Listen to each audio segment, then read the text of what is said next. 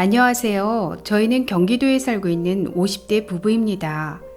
남편과 단둘이 작은 아파트에 살고 있고 아이들 모두 결혼시키고 큰 빚은 없지만 내년에 남편이 퇴직하면 어떻게 살아야 할지 걱정이 많습니다.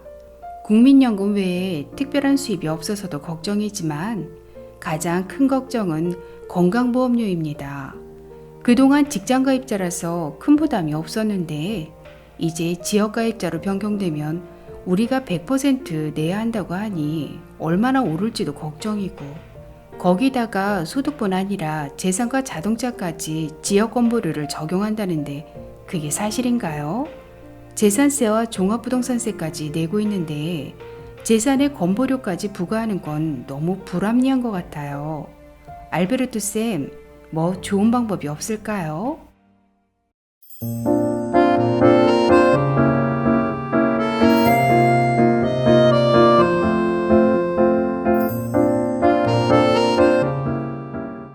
안녕하셨습니까? 행복한 인생의 맛 알베르토입니다. 요즘 은퇴를 앞둔 어르신들의 최대 관심사는 건보료, 기초연금, 국민연금 등이실 텐데요. 오늘은 그 중에서도 지역 건보료 폭탄을 피할 수 있는 5가지 방법에 대해 아주 쉽게 설명해 드리겠습니다. 대한민국의 건강보험 가입자는 2가지로 나눌 수 있습니다. 직장가입자와 지역가입자인데요. 먼저 지역가입자의 건보료 계산 방법부터 살펴보면 보수 월액의 6.86%를 곱하면 매달 내야 하는 건강보험료가 나오고, 이렇게 계산된 건강보험료에 11.52%를 곱하면 장기요양보험료가 나옵니다. 보통 건강보험료와 장기요양보험료를 합쳐서 건보료라고 얘기하는데요. 결국 매달 내야 하는 건강보험료와 장기요양보험료를 합하면 보수 월액의 7.65%가 되는 것입니다. 그런데 직장가입자는 7.65%를 혼자 부담하는 것이 아니라 회사와 반반씩, 즉 3.83%만 부담하면 되니까 부담이 적을 수밖에 없겠죠. 또한 직장가입자의 건보료는 소득에 대해서만 부과되는데요. 그럼 예를 들어 보겠습니다. 직장가입자 나대한 씨가 회사에서 1년에 3,600만 원을 받았다면 보수 월액은 3,600만 원 나누기 12개월을 하면 300만 원이 되고, 여기에 3.83%를 곱하면 11만 4,750원의 건강보험료와 장기요양보험료를 내게 되는 것입니다. 그럼 직장가입자는 재산이 1억이든 10억이든 보수 월액만 같으면 매달 내는 건보료가 똑같겠네요. 네, 직장가입자의 건강보험료는 소득에 대해서만 부과되기 때문에 재산의 규모는 전혀 상관없습니다. 그럼 이번엔 지역가입자에 대해 설명드리겠습니다.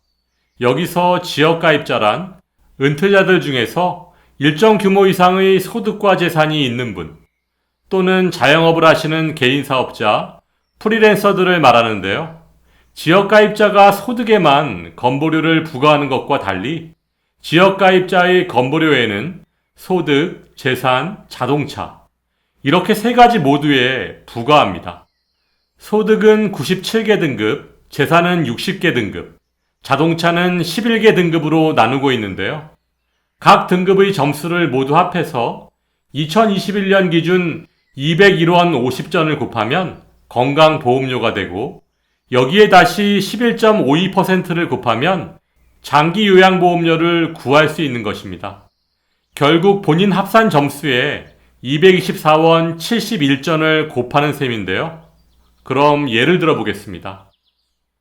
지역가입자 프리랜서 김민국 씨는 월소득 300만 원과 재산세 과세 표준액이 2억 5천만 원 정도 됩니다.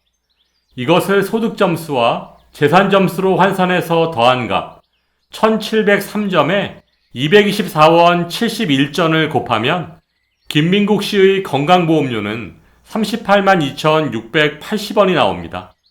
그럼 똑같이 300만 원의 월소득이 있는 직장가입자 나대한 씨의 건보료는 11만 4,750원이고 지역가입자 김민국 씨의 건보료는 38만 2,680원입니다. 약 27만 원이나 차이가 나는데요. 직장 가입자는 소득에만 건보료를 부과하고 지역 가입자는 소득, 재산, 자동차에 부과하기 때문에 이렇게 큰 차이가 나는 것입니다.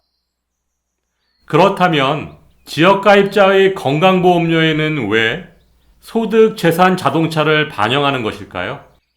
직장 가입자들은 매달 받는 월급에 건보료를 부과하면 되니까 소득 포착이 쉬운 반면 과거의 개인 사업자나 프리랜서들은 소득 포착이 어려웠습니다.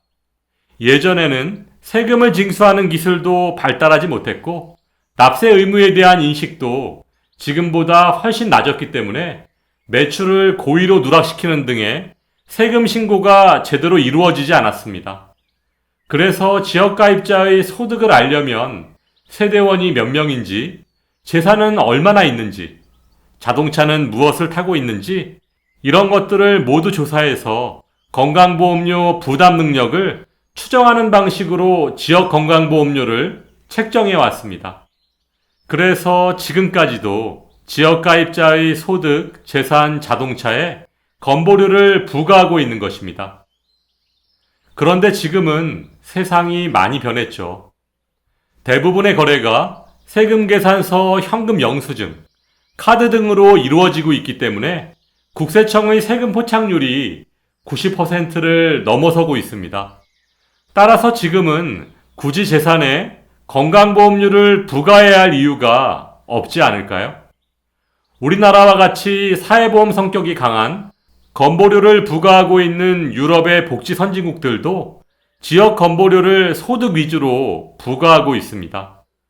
물론 우리도 내년 7월 예정된 건보료 2단계 개편에서 4천만 원 이상 자동차에 대해서만 건보료를 부과하는 등의 변화가 예고되고 있기는 하지만 아직 갈 길이 먼 것만은 사실입니다. 아, 그래서 지역가입자의 건보료가 높은 거군요. 너무 불합리한 것 같아요. 직장 다니면서 돈 버는 젊은 사람들 건보료는 깎아주고 퇴직해서 소득이 없는 노인들의 건보료는 바가지를 씌우는 것 아닌가요? 너무하네요. 그럼 지역가입자가 건보료 폭탄을 피할 수 있는 방법은 없는 건가요? 네, 물론 있습니다. 지역가입자의 건보료를 절감할 수 있는 방법은 소득이나 재산 등의 변동이 있을 경우 즉시 신고하는 것인데요. 첫 번째, 개인 사업자가 휴폐업을 했을 경우입니다.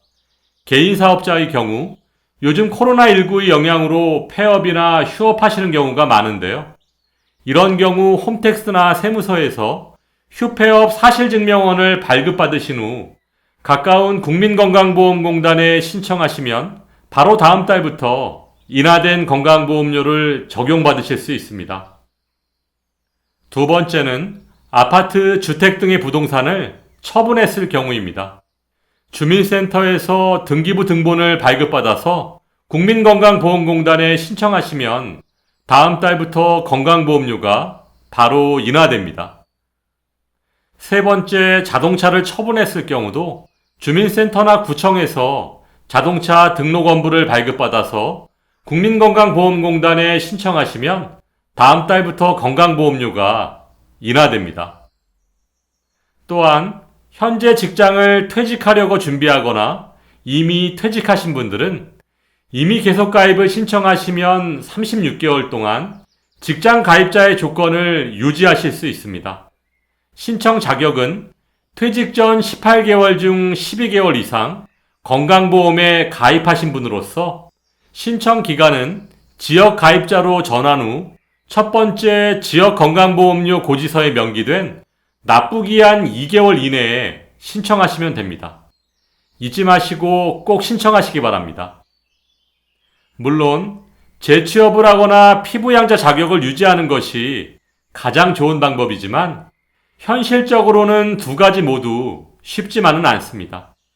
만일 재취업과 피부양자 자격 어느 것이든 하실 수만 있다면 꼭 신청하시기 바랍니다. 아, 그렇군요.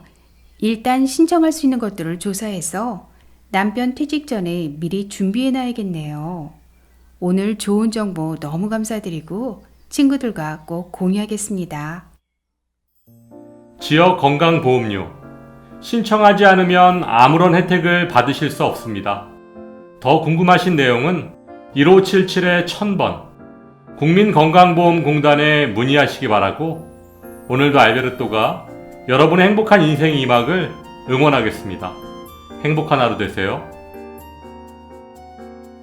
좋아요, 구독, 그리고 알림과 공유는 좋은 콘텐츠를 만드는 힘이 됩니다.